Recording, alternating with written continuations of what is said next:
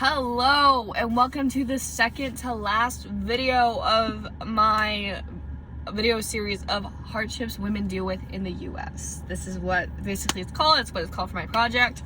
Today we're going to discuss Project 2025, the scary stuff. I wanted to talk about Project 2025, and then tomorrow I will be discussing women in politics. I have like all my tabs and the same. I love Google Docs. I love it so much. I don't think I could live without Google Docs, to be honest. I love it so much. Like, you cannot catch me without Google Docs. I love Google Docs, y'all. Okay, let's talk Project 2025. Project 2025 is a comprehensive initiative spearheaded at the Heritage Foundation, a conservative think tank aiming to reshape the U.S. federal government to align with conservative principles.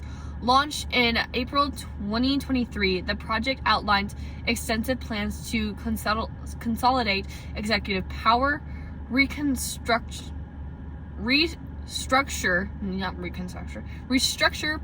federal agencies, and implement policies reflecting conservative ideologies.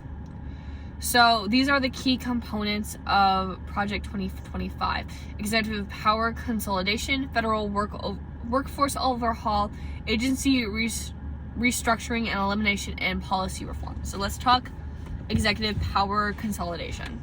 The plan is grounded in the unitary executive theory, asserting that the president should have absolute control over the executive branch. This approach seeks to centralize authority within the presidency, allowing more direct implementation to the administration's agenda. That does not sound like it should be for the American people. Anyways, continuing on. Federal workforce overhaul. A significant impact of Project 2025 involves replacing tens of thousands of federal civil servants with political appointees who are aligned with conservative values. This strategy aims to ensure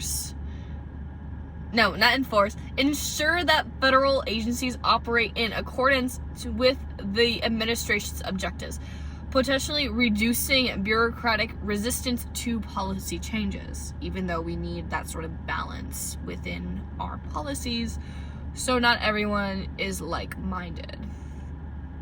So the initiative purposes dismantling or significantly reducing the size of certain federal agencies. For example, there's plans to abolish the Department of Education. It's been abolished. There is currently very little Department of Education currently, thereby shifting educational control entirely to the states. Really bad idea. Additionally, the Federal Emergency Management Agency, or FEMA, faces potential dissolution with disastrous responsibilities transitioning to individual states. That's a really bad idea, because if you have one national emergency, like a hurricane that goes, through multiple states, and only one state is providing actual care for its people, sounds like a bad thing. I think the government should be involved in that. Okay, anyways, let's talk policy reforms. This is going really quick because we all know that this is horrific. So Project 2025 advocates for a series of policy shifts, including economic policies, implementing tax reductions for corporations and capital gains, and instituting a flat income tax for individuals. Social policies, proposing measures such as criminalizing pornography, removing legal protections against anti-LGBTQ discrimination, and ending diversity, equity, and inclusion, the DEI programs. See, when I was doing my research for this, almost all of this was still implemented. Oh my gosh, I hate this country so much. And then you have your immigration policies, recommending the arrest, detention, and mass deportation of undocumented immigrants, and deploying the military for domestic law enforcement.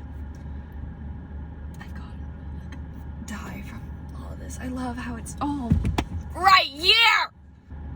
Okay. So education. The proposed elimination for the Department of Education could lead to significant disparities in educational quality across states. Federal support for underserved students, disability aid, and enforcement of civil rights in education might be diminished. They are. Potentially affecting millions of students nationwide. It is. Okay, and then... Oh, that was so gross. Okay. And then disaster responses. Dissolving FEMA could disproportionately impact states that frequently experience natural disasters, like Florida. Without federal coordination and support, states may struggle to manage large-scale emergencies, leading to slower response times and increased financial burdens on state governments. So, civil liberties. The plan's proposals to criminalize certain behaviors and reduce protections for certain groups raise concerns about potential infringements on civil liberties. Critics argue that such measures could lead to increased discrimination and undermine the principles of equality and justice. Economic inequality. The suggested economic policies, including tax cuts favoring corporations and high-income individuals, could exacerbate existing economic disparities. Currently, right now, we are in a recession. A really big freaking recession. The price of the eggs has gone up. You voted for a man who you thought the price of the eggs was going to go down. There's a person currently leaving. What in the world? Okay. Whatever. While proponents argue that these measures would stimulate economic growth, critics contend that they may widen the wealth gap. Guess what? They do. And reduce funding for essential public services. Guess what? They do. Yo. Okay. Whatever. Environmental impact. The plans intend to reduce environmental regulations in favor of fossil fuels could have significant consequences to climate change and public health. Diminishing the role of agencies responsible for environmental protections may lead to the increased pollution and hinder efforts to combat global warming. Guess what? They do. We voted for a president who believes that there is no climate change. Currently, it is March in Arizona. The high yesterday was in the 90s. It was 94 yesterday. In March. We typically, when I first moved here, did not start getting 90s until early May. And then the summers is run out.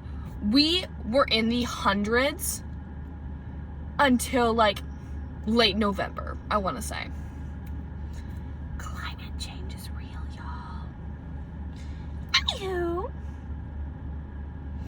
Okay. Let's talk about critiques and controversies. There's so many controversies, but I need to make this video short.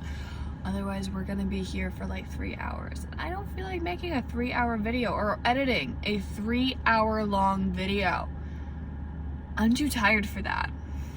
So, Project 2025 has faced substantial criticism from various quarters. No, really? That's crazy. So, authoritarian concerns. Legal experts warn that the plan's emphasis on consolidating executive power could undermine the rule of law, separation of powers, and civil liberties, steering the nation towards autocracy. So, and then there's Christian nationalism. Gross.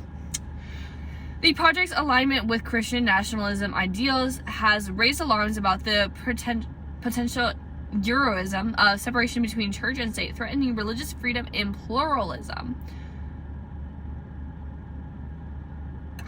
And then implementation challenges. The ambitious nature of the proposed changes pose significant legal and practical challenges. Dismantling established federal agencies and reconstructing the civil service would require extensive legislative action that could face judicial scrutiny.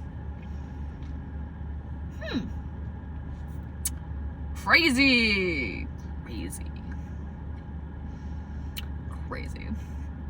Okay, in summary, because if I continue yapping, I'm gonna go crazy, and I've said crazy like 7 times. I need to stop.